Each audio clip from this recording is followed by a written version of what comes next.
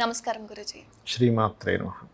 గురూజీ, మీరు చెప్పినట్లుగానే అంతకుముందు మీరు ఏదైతే ప్రెడిక్ట్ చేశారో గురువుల యొక్క రాశులలో మార్పుల వల్ల కొంతమందికి ఆరోగ్యం బాగాలేకపోవడం కానీ, అరెస్ట్లు అవ్వడం కానీ ఇలా జరుగుతూ ఉంటాయి అని చెప్పి మీరు ముందే చెప్పారు. అవును. సో ఇలా మీరు ఏదైతే చెప్పారో ఇప్పుడు అనుకున్నట్టుగానే సద్గురు గారి వారి యొక్క ఆరోగ్యం అనేది పాడిపోయింది. సో రాబోయే రోజుల్లో ఇంకా ఏదైనా మార్పులు అనేవి ఉన్నాయా? ఇది జరగడానికి ఏదైనా సూచకం అనేది ఉందా గురూజీ? తప్పకుండా అమ్మ, ఇది మన గొప్పతనం కాదు. మహర్షులు మనకి శాస్త్రాన్ని అందించారు. గురు చండాల యోగము అంటారు. అంటే గురు రాశుల్లో రాహు గనక సంచరించేటప్పుడు గురువుల విషయంలో జాగ్రత్తగా ఉండాలి. అంటే సద్గురువులు లాంటి వాళ్ళు, టీచర్స్, ట్రైనింగ్ ఇచ్చేటువంటి వారు, అంటే గురువులంతా వీళ్ళందరూ గురువు కిందకు వస్తారు. ఆధ్యాత్మిక దీంట్లో ఉండేవారికి ఎఫెక్ట్ ఇస్తుంది. కాబట్టి దుర్గా ఆరాధన చేసుకోవడము మరియు పితృదేవత ఆరాధన చేసుకోవడం ఎక్కువగా చేయాలి ఈ సమయంలో. అయితే ఇక్కడ మనం జనవరి ఫిబ్రవరిలో ప్రిడిక్షన్ చేసినట్టుగానే గందరగోళ పరిస్థితులు ఉంటుంది. చాలా అరెస్టులు అవుతాయని అనుకున్నాం. అలాగే కవిత అరెస్ట్ కానివ్వండి, లేకపోతే మనకి కేజ్రీవాల్ అరెస్ట్ అయ్యారు, రాత్రి నిన్ననే అయ్యారు. కాబట్టి అరెస్ట్ అవ్వడం కానివ్వండి, ఇటువంటివన్నీ కూడా జరిగాయి. అయితే ఇక్కడ ఏంటంటే నేను ఒకటే, కాలము అంటారు. కాలంలో మనకి గ్రహాలు ఏ ఏ రకాలుగా సంచరిస్తుంటాయో అటువంటివి జరుగుతాయి. గందరగోళ పరిస్థితులు వస్తూ ఉంటాయి. అల్లర్లు, బాంబు పేలుళ్ళు ఇవన్నీ కూడా అవుతూ ఉంటాయి. ఈ 2-3 నెలలు కాస్త జాగ్రత్తగా ఉండాలి. వెళ్తూ ఉంటుంది. దానికి నార్మల్గా అందరూ చేసుకోవాల్సింది ఏంటంటే చండీ పారాయణం చేసుకోవడం, చండీ పూజ చేసుకోవడం మంచిది దీనికి. అలాగే మరొక విషయం ఏంటంటే ఇక్కడ కనుక చూసుకున్నట్లయితే ఈ యొక్క గురు రాశుల్లో రాహు ఉన్నందుకు అందరికీ ఏమనిపిస్తుంది అంటే, అయ్యో ఇతను ఇంత చక్కగా శివార్చన చేస్తుంటారు, శివుడికి సంబంధించినవి చేస్తుంటారు, ఈయనకేమిటి అని ఒకటి గుర్తుపెట్టుకోండి అమ్మా.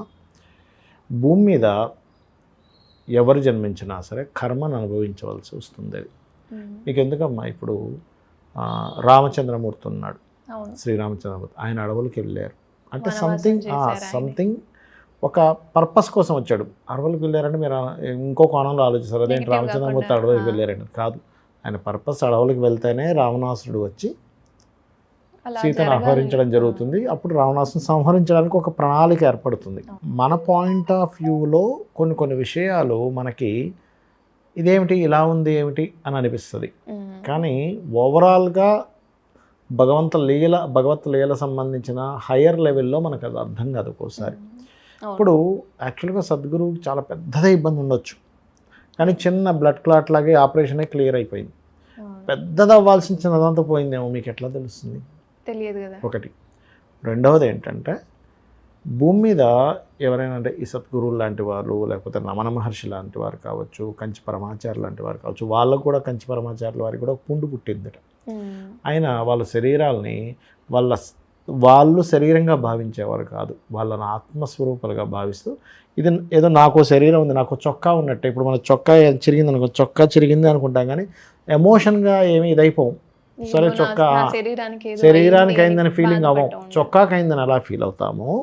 ఈ బాడీని ఒక చొక్కాలా చూసుకుంటారు వాళ్ళు. ఓకే, ఈ భూమి మీద జన్మను ఎత్తాము కాబట్టి కర్మ అనుభవించాలి కాబట్టి అనుభవించేస్తే అయిపోతుంది. అదే సద్గురువులు కావచ్చు, కంచి పరమాచార్య కావచ్చు, రమణ మహర్షి లాంటి వారు కావచ్చు, ఇంకా గొప్ప వాళ్ళు ఉన్నారు మనకి. మన హిమాలయాల్లో గొప్ప వాళ్ళు ఇంకా తపస్సులు చేస్తుంటారు. వాళ్ళందరూ కూడా తగ్గించుకోవాలంటే తగ్గించుకోగలరు. 500 సంవత్సరాలు, 1000-1500 సంవత్సరాలు తపస్సు చేసి ఇంకా జీవించిన వాళ్ళు ఉన్నారు. వాళ్ళు యవ్వనంగా మారాలంటే కూడా మారగలుగుతారు, ఏమైనా చేయగలుగుతారు. కానీ వాళ్ళంతా ఏంటంటే లోక కళ్యాణం కోసం మాత్రమే వాళ్ళ పనులు చేస్తుంటారు. ఇప్పుడు ఈ సద్గురువు చేస్తున్నారంటే కూడా కొంత లోక కళ్యాణం కోసం చేస్తుంటారు వీళ్ళు. అందుకని వాళ్ళకు వచ్చేటువంటి వాళ్ళు పెద్దగా పట్టించుకోరు. అనుభవించాలనుకోని కూడా ఆయనకు ఒక 25 days నుంచి ఉందట పెయిన్. అలాగే ఈ శివరాత్రి కూడా చేశారు. అంటే ఏమిటి, శివరాత్రి యొక్క గొప్పతనం అతనికి తెలుసు. అరే నేను ఇప్పుడు పోయి హాస్పిటల్లో జాయిన్ అయ్యి ఇదంతా ఎంతోమంది తరించవలసినటువంటి విషయం అనవసరంగా నా ఒక్కల వల్ల ఆగకూడదు అనేటువంటి భావన ఆయనకు ఉండొచ్చు కదా.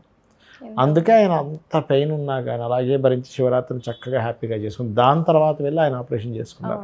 అంటే ఇక్కడ మనం అర్థం చేసుకోవాల్సింది ఏంటంటే, ఎంతోమందికి ఉపయోగపడేటువంటి విషయం కోసం మనం కొంత ఇబ్బంది పడ్డా సరే పర్లేదు, ఎదుటి వాళ్ళని ఇబ్బంది పెట్టకూడదు, ఎదుటి వాళ్ళకి మంచి జరిగే దానిలో మనం చూసుకోవాలనే దాన్ని మనం ఆ కోణం నుంచి ఆలోచించాలి. అయితే ఈ రాహువు ఎప్పుడైతే మీన రాశిలో సంచరిస్తుంటాడో నెక్స్ట్ మే వరకు కూడా ఉంటాడు, ఆల్మోస్ట్ మే జూన్ వరకు ఉంటాడు. ఉమ్. కాబట్టి అప్పటి వరకు అందరూ కూడా కొంచెం ఈ రాహుగ్రహ ప్రభావం పడకుండా ఉండాలంటే దుర్గా అష్టోత్తరం చదువుకోవడము, దుర్గా కవచం చదువుకోవడము, పెద్దవాళ్ళకి స్వయం పాకం ఇవ్వడం చేస్తూ ఉండాలి.